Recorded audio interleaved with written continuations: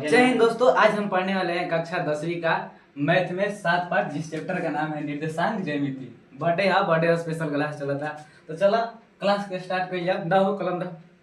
हाँ देखा, चैप्टर का नाम है निर्देशांक ज्यामिति। ठीक बा, चैप्टर का नाम का है बंटी निर्देशांक ज्यामिति। एकरा में कुछ नहीं करेगा, एकरा में रहेला दो गो बिंदु दे देले रहेला। जैसे बिंदु एगो हेजा हो गेल, एगो हेजा हो गेल, दोनों को मिला देला से रेखा बन गई। पहिलका बिंदु के ए नाम दे दा, तार मन बता पी नाम दे दा। दूसर का बिंदु के बी नाम दे दा, बस। अब देखा, ए के निर्देशांक x और y मान लिया, बी के भी निर्देशांक x और y मान लिया। पहिलका बिंदु है तो से x1 और y1, दूसर का बिंदु है से x2 और y2। एमे कोनो प्रकार के दिक्कत कुछ नहीं के। दू गो बिंदु देले रही, एगो बिंदु ए है, एगो बिंदु बी है। दोनों के कुछ ना कुछ हमेशा निर्देशांक देले रही।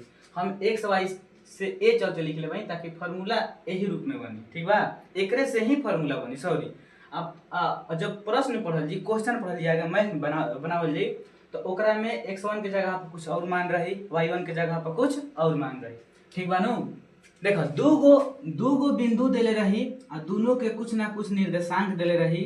अब तहरा से बस एक ही चीज पूछ सकेला 7.1 में कि दोनों बिंदुओं के बीच की दूरी बताओ। तो दोनों बिंदुओं के बीच की दूरी ज्ञात करे खातिर एगो फार्मूला होला, जो कि देखा है कितना बढ़िया से लिखल गइल बा कि दो बिंदुओं के बीच की दूरी बराबर, चाहे ए बी के बीच की दूरी बराबर, फार्मूला होला √(x1 - x2) के होल स्क्वायर प्लस y1 - y2 के होल स्क्वायर। अब देखो, अब हमनी के स्कूल में थोड़ा नया नया मास्टर लोग आइल बन, फार्मूला हई भी सही बा, हई भी सही बा, दो तरीका से ये चल लिख देल भाई।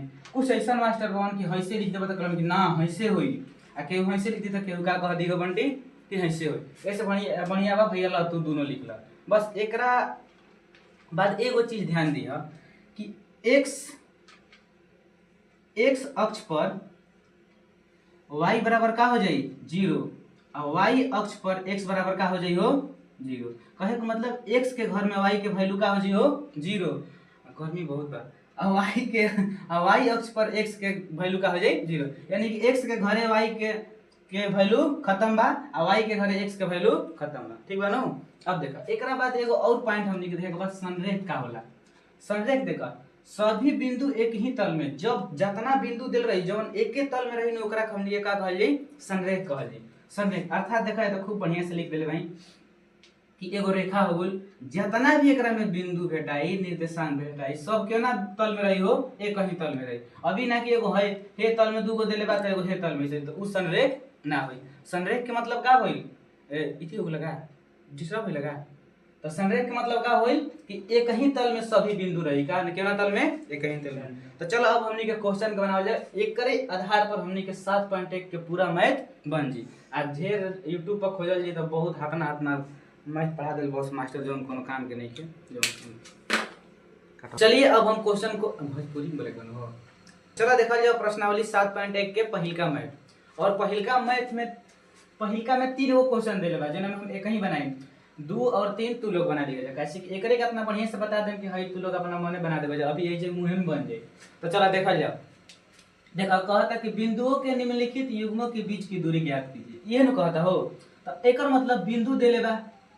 पहिलका क्वेश्चन देखो, तू चला तू साथ दा कम से कम, हई बिंदु 1 हो गइल, ए हो गइल, मान के चला हई बिंदु बी हो गइल, एकरा का नाम दे दा, हई ए हो गइल, हई बी हो गइल। पहिलका क्वेश्चन में कहता बिंदु ए के निर्देशांक 2,3 और बिंदु बी के निर्देशांक 4,1।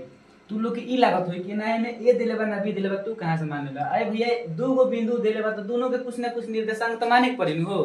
तो दोनों के कुछ ना कुछ निर्देशांक का माननी है, पहिलका के ए, दूसर का के बी। अब एकरा में देखल जी, गर्मी होता नु। अब एकरा में ई देखल जाई कि एमे x1 कौन है। तो जवन देखा, हई पहिलका जवन बा ई x1 के मान हो जी, हई दूसर का जवन बा ई कौची के मान हो जी, y1 के। कैसे ई तो हमनी के जानत हई कि एगो x होला, एगो y होला।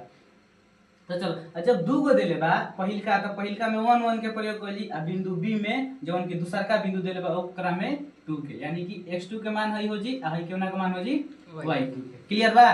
तो अब देखो, अब तहार मन बात एकरा के लिख सकले। गर्मी बा, करिया आदमी के हो, करिया करो एकदम ले ला बादला खूब बढ़िया से। अब देखो, तो जवन देले बा ओकरा के लिख लो जी। लिखल जी दिया गया है का देले बा हो, बिंदु ए बराबर 2,3। अब बिंदु बी बराबर का दिले बंटी जगह के चलते छोड़न ना, बिंदु बी बराबर का दिले बा 4,1। ये बनू हो।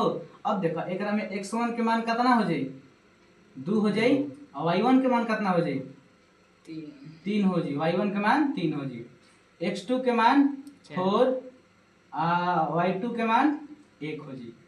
तो इसलिए बिंदु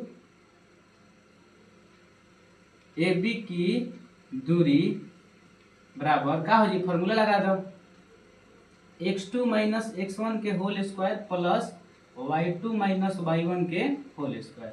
यहाँ तक क्लियर भाई। तो फार्मूला है, दूरी पूछत रहे दो बिंदु के, तो बस दूरी फार्मूला लगा दो। दूरी फार्मूला लगेला के बाद जौन जौना के मान बा वहाँ चिपका दो। x2 के वैल्यू कितना बा हो 4, x1 के वैल्यू कितना बा 2, बीच में माइनस बा जेम करते हैं, स्क्वायर बा जेम करते हैं, प्लस बा जेम करते हैं। y2 के मान दिले बा 1 और y1 के मान दिले बा 3 और बीच में माइनस बा, स्क्वायर कर दो।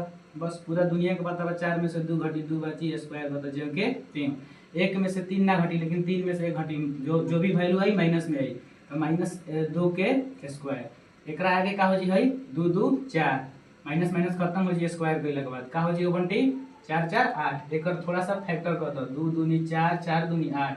जौना के पेयर बन गेल बाहर, जौना के ना बन अंदर, ये हमनी के का हो गेल आंसर। ठीक बा। यही तरह दूसरा बना लिया और ये तीसरा बना लिया। एमे खाली ये भी दिल बा, एमे कोनो घबराए के नहीं, हाथ ना तक करके आंसर आ जाए।